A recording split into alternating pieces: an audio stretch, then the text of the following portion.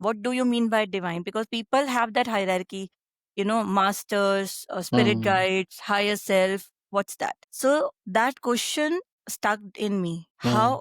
Who are you then?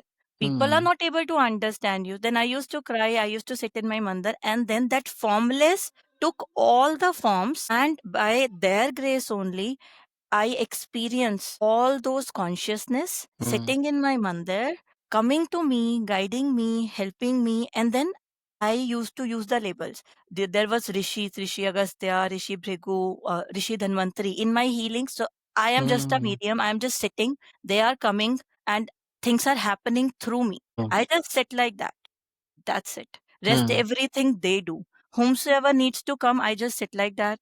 And that's how during my journey, not only these rishis, but the Das Mahavidya experiences I had, not for me, but it was actually every time when they got evoked, there was something or someone was coming which I was doing something. It was all happening through me for whatever reason. I even didn't know what I'm doing. For me, and for everyone, I was just sitting like that. The jyot Mm. was lit there. Apart from it, I used, the dhoop and the agarbatti because I like the Mm. fragrance. Mm. That's it.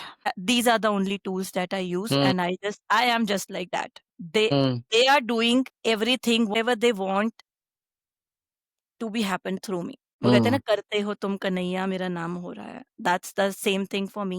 So that's how the things. So the Das Mahavidya and then pranic healing, then past life regression. Then I do the Mm. surrogate sessions also. That's my USP. Mm. So that what is that surrogate session is like the kids, the old age people, and the people who are not in their state of consciousness. Mm.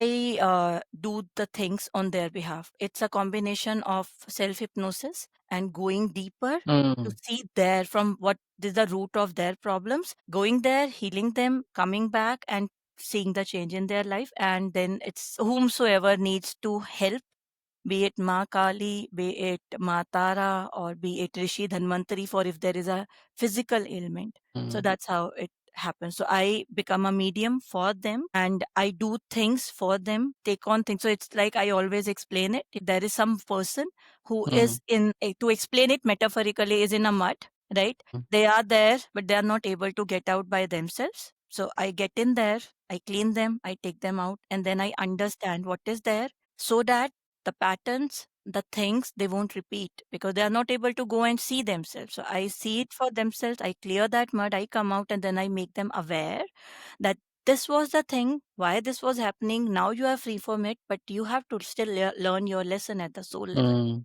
Until that, it won't happen. And that brings another thing into my life, that is body consciousness, right? I am being researching, not I am being researching. It's like they are Mm. telling me.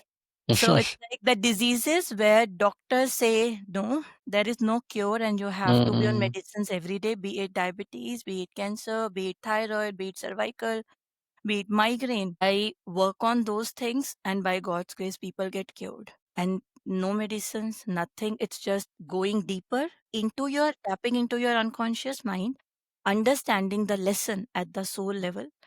And the moment you get aware of that, the moment you Mm. learn your lesson, that's when you are free from all that karma. Mm. So that's how lots of things. So this was the journey, and that's how from Mm. there to Yeah. here where I reach. So I always say it's the divine grace. It was so there was a lady who actually helped me understand it.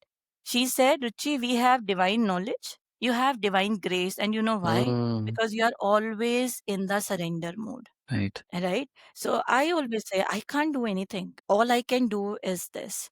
And that's what I do. And whatever they want me to do, whatever they ask me to do, I just flow with that.